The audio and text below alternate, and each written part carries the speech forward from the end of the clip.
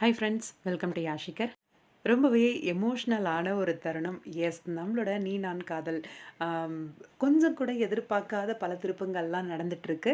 Serial ரொம்பவே இன்ட்ரெஸ்டிங்காக தான் போயிட்டுருக்கு. நான் கூட ஸ்டோரியை மாற்றி எடுத்துகிட்டு இருக்காங்களே, ஹிந்தி வேர்ஷன் மாதிரி இல்லாமல் சொதப்பிட போதோ அப்படின்னு ஒரு பக்கம் யோசித்தேன். ஆனால் ரொம்ப நல்லா கொண்டு போயிட்டுருக்காங்க சீரியல். எஸ், நீ நான் காதல் சீரியலில் அப்கமிங்கில் மேரேஜ் ட்ராக், அதாவது ஹீரோயினோட மேரேஜ் ட்ராக், அபியோட மேரேஜ் ட்ராக் வருது. வேற ஒருத்தரோட இந்த மேரேஜ் நடக்கிற மாதிரி திருமண மேடை வரைக்கும் வந்துட்டாங்க. ரிசப்ஷனில் நிற்கிற மாதிரியான ஒரு ப்ரமோவுமே வந்திருந்தது, பார்த்துருப்பீங்கன்னு நினைக்கிறேன். அந்த ப்ரமோவில் வந்து ஃபோட்டோ எடுக்கிறதுக்காக நம்மளோட ஹீரோ ராகவ் வந்து ஸ்டேஜுக்கு போகிறாரு. ஸ்டேஜுக்கு போனவர் எமோஷ்னலில் வந்து அபியோட கையை பிடிச்சிக்கிறாரு. அபியோட கையை பிடிச்ச உடனே அபிக்கு என்ன பண்ணுறதுனே தெரியல. பார்க்குறாங்க அவரையே. ஏதோ யோசிச்சுட்டு அப்புறம் கொஞ்ச நேரத்தில் டக்குன்னு கையை விட்டுடுறாரு. ரொம்ப லவ் ஃபீல் பண்ணிக்கிட்டு இருக்காரு.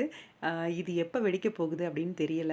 வெடிச்சு நான் அபிய லவ் பண்ணுறேன் அப்படின்ற உண்மைய சொல்லி கல்யாணம் வரைக்கும் கொண்டு போவாரா? இல்ல வேற ஏதாவது ஒரு ரீசன்னால இந்த மேரேஜ் நிக்க போகுதா?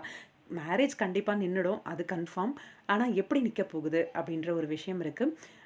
ராகவோட இந்த டைம் மேரேஜ் நடந்துருமா? இல்ல இன்னும் கொஞ்ச நாள் வந்து இழுப்பாங்களா? அப்படின்றதும் தெரியல. எனக்கு தெரிஞ்சு இன்னும் கொஞ்ச நாள் போகுமோ அப்படின்னு தோணுது. ஏன்னா தமிழ் வந்து டோட்டலா டிஃப்ரெண்ட்டா தான் எடுத்துட்டு இருக்காங்க. தெலுங்கு பொறுத்தவரைக்கும், அதே மாரி ஹிந்தி பொறுத்தவரைக்கும் அக்கா, தங்கச்சி 2 பேருக்குமே சேம் டைம் தான் மேரேஜ் நடக்கும். அது கூட ஹீரோ கட்டாயப்படுத்தி பிடிக்காம தான் கல்யாணம் பண்ணுவாரு. லவ் பண்ண பொண்ணா இருந்தாலும் பிடிக்காம கல்யாணம் பண்ணுவாரு. இங்க டோட்டல் டிஃப்ரெண்ட்டா இருக்கு. கண்டிப்பா அப்கமிங் செம்ம டிஆர்பி வர்றதுக்கு வாய்ப்பு இருக்கு. வெயிட் பண்ணி பார்க்கலாம். உங்களோட கருத்து என்னன்னு சொல்லுங்க.